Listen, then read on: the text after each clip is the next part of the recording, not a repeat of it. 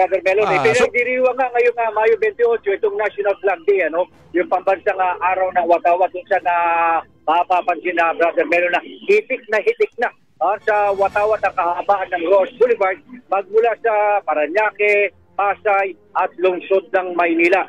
Hitik din sa Watawat ang Bayani Road sa lungsod ng Taguig. Yung paligid mismo ng kampo ng Philippine Army hanggang sa libinya ng Bayani, makikita mo dyan yung mga bandilan nandiyan sa island ng Bayani Road. Ngayong araw ginugunita ang ika-127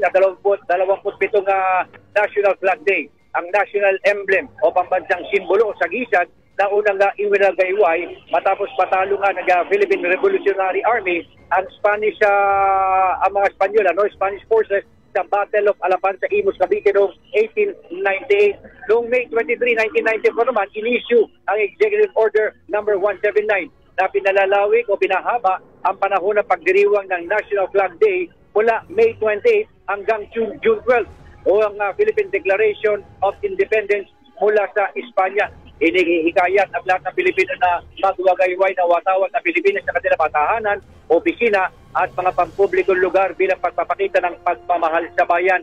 Ang pagpapakita raw ayon sa Department of Tourism, una na sinabi ito ng Department of Tourism, ang pagpapakita raw ng watawat ng ating bansa ay tanda ng pagmamalaki at pagiging makabayan dahil ito raw ay sumasalamin sa ating katapatan at pangako sa Pilipinas.